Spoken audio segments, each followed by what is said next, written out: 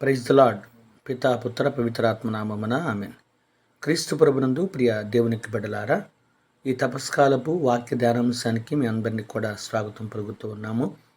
ఈనాటి పరిశుద్ధ లేఖన పఠనాలు లూకా శుభవార్త 6వ అధ్యాయంలో 36వ వచనం నుంచి 38వ వచనం వరకు మనం చదువుకున్నట్లయితే, దేవుడు ఈనాడు మనకు ప్రస్తావన చేసినటువంటి మాటలు ఏంటంటే, ఇక్కడ 3 సందర్భాలు మనకు కనపడుతున్నాయి.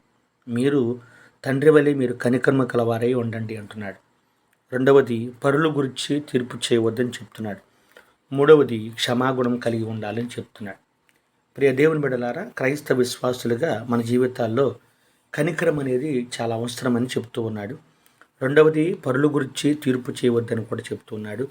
మూడవది, క్షమాగుణం కలిగి ఉండాలంటున్నాడు. మనం చూస్తూ ఉంటాం, దానియేలు రాసినటువంటి గ్రంథంలో 9వ అధ్యాయంలో 10వ వచనం చూస్తే, మా ప్రభు అయినటువంటి దేవ, నీ సేవకులైనటువంటి ప్రవక్తల ద్వారా దయచేసినటువంటి శాసనాలను మేము పాటింపనేమే కోరుతుమి, కానీ మేము నీ మాటలను నమ్మనైతిమి అంటూ ఉన్నాడు. దేవుడు చేసినటువంటి శాసనాలను, కట్టడాలను మనం నమ్మేటువంటి వారిగా ఉండాలి. ఆ ప్రకారంగానే దేవుని బిడ్డలుగా మన ఎల్లప్పుడూ కూడా కనికరాన్ని, తీర్పు విషయంలోను, క్షమాగుణములో కూడా మంచి జీవితాన్ని జీవించాలని దేవుడు మనకు చెబుతూ ఉన్నాడు. మనం చదువుతూ ఉంటాం, యాకోబు రాసినటువంటి లేఖలో 1వ అధ్యాయంలో 23వ వచనం చూసినట్లయితే, ఎలైనా ఆ వాక్కుని కేవలం విని ఆచరింపనటువంటి వాడు అద్దమున తన ప్రతిబింబమును చూసుకొని అన్నటువంటి వ్యక్తిగా ఉన్నాడు.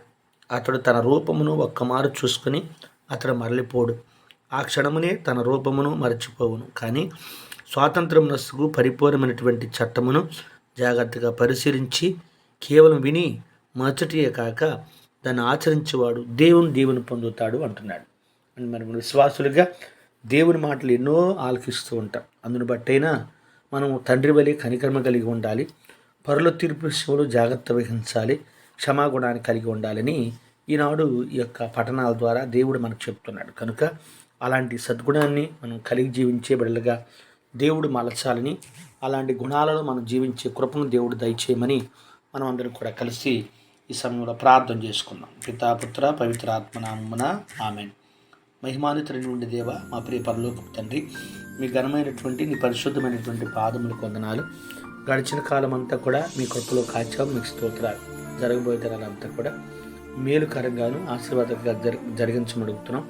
ముఖ్యంగా మా యొక్క పీఠాధిపతులను, గురువులను, మఠవాసులను, విశ్వాసులను, ఉపదేశకులను మీరు సంపాదించుకున్నటువంటి బిడ్డలందరినీ కూడా మీ ప్రేమతో, కనికరముతోనూ, క్షమాగుణంతో నింపి సహాయం చేయమని అడుగుతూ ఉన్నాం.